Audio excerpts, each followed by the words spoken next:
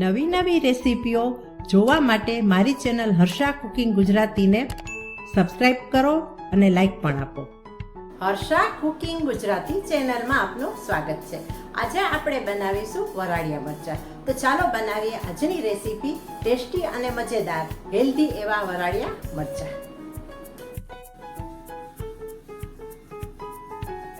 વરાળિયા મરચાં બનાવવા માટે સૌ પહેલાં આપણે મરચાં જોઈશે.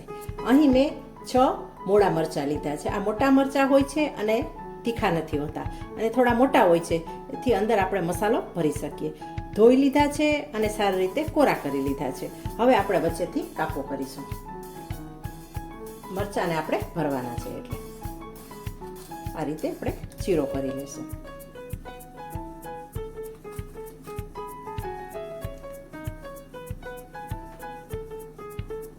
વચ્ચેથી આપણે કાપો પાડી લીધો છે. હવે આપણે આગળની તૈયારી કરીએ. મરચાંમાં ભરવા માટેનો મસાલો કરવા માટે અહીં મેં અડધી વાટકી ચણાનો લોટ લીધો છે, બેસન લીધું છે. તેને આપણે શેકી લઈએ. ધીમા તાપે સારી રીતે શેકી લેવાનું છે.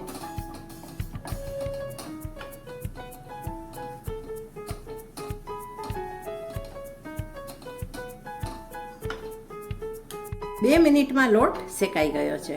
આપણે વધારે નથી શેકવાનો, લોટને ગરમ કરી અને થોડો હળવો કરવાનો છે. આપણે જ્યારે આ મરચાં વરાળિયા કરશું ને, બાફીશું ને, ત્યારે પણ લોટ ચડી જશે. સુગંધ આવે એટલો આપણે શેકી લેવાનો છે. લોટ સારી રીતે શેકાઈ ગયો છે. લોટ શેકાઈ ગયો છે અને બીજા વાસણમાં આપણે ટ્રાન્સફર કરી લીધો છે. હવે આપણે મસાલા કરીએ. એડ કરી આપણે અડધી ટીસ્પૂન હળદર, અડધી ટીસ્પૂન ગરમ મસાલો,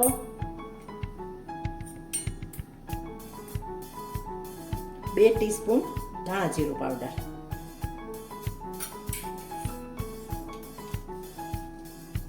1 ટીસ્પૂન સંચળ અથવા મીઠું જે પસંદ હોય તે નાખી શકાય. હું અહીં સંચળ નાખું છું. ટેસ્ટને ખાટો મીઠો કરવા માટે અડધી ટીસ્પૂન આપણે દળેલી ખાંડ ઉમેરીશું. દળેલી ખાંડ ઓપ્શનલ છે, પસંદ હોય તો નાખવી.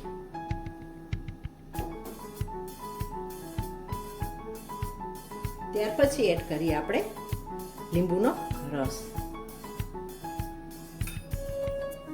લીંબુના રસને બદલે આમચૂર પણ પાવડર નાખી શકાય. બેમાંથી એક જે અવેલેબલ હોય તે નાખી શકાય.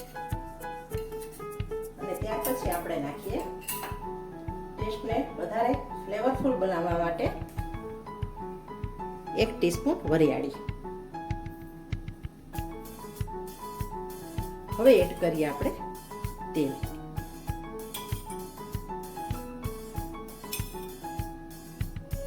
ત્રણ ટીસ્પૂન નાખ્યું છે, જરૂર પડશે તો વધારે એડ કરીશું.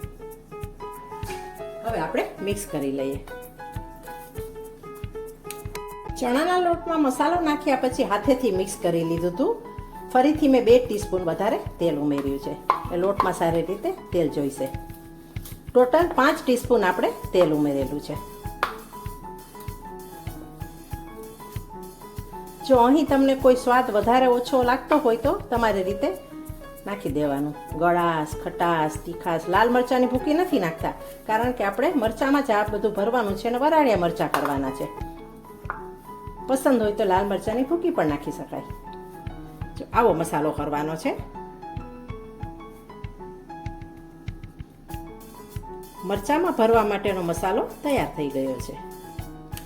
આ મસાલાને મરચાંની અંદર આપણે ભરીએ.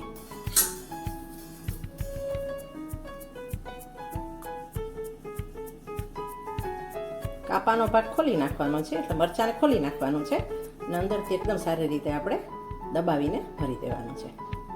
ત્યાર પછી આ ભાગને બંધ કરી દેવાનો છે. બધા મરચાં આ રીતે આપણે ભરી લઈએ.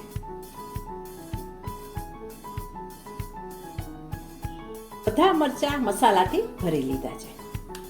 તપેલામાં પાણી ગરમ કરવા મૂક્યું છે. પાણી ગરમ થઈ ગયું છે. આપણે વરાળથી બાફવાના છે અને ઉપર કાણાવાળી ડીશ રાખેલી છે ને ડીશને મેં તેલથી ગ્રીસ કરેલી છે. હવે તેની ઉપર આપણે મરચાં મૂકી દઈએ.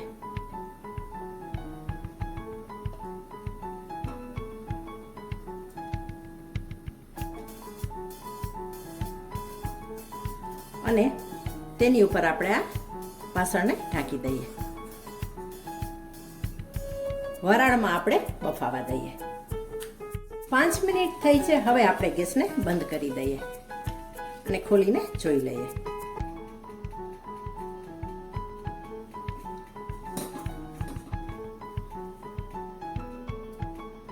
મરચાં સારી રીતે વરાળથી બફાઈ ગયા છે, જોઈ શકાય છે.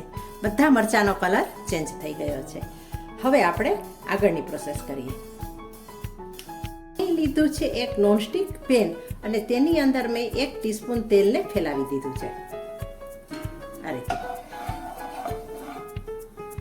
તેલમાં આપણે ન આ રીતે વઘારવા હોય તો આ રીતે બાફેલા પણ ખાઈ શકાય વરાળથી, પણ થોડું સરસ લાગે એટલે આપણે આ રીતે થોડો વઘારનો ટેસ્ટ આપીશું. હિંગને પણ ચારે બાજુ છાંટી દઈએ અને ત્યાર પછી એક મરચાં આપણે મૂકી દઈએ.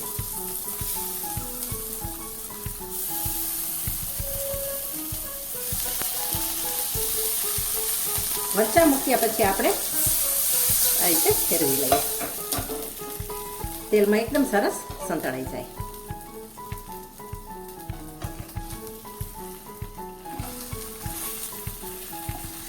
સાઈડ ફેરવી નાખીએ. કૂક તો થઈ જ ગયેલા છે. તે માત્ર વઘાર કરવા પૂરતું જ આપણે આ રીતે પ્રોસીજર કરેલી છે. એમને વરાળથી બાફેલા પણ ખાઈ શકાય, પણ સરસ લાગે, ટેસ્ટી લાગે થોડા.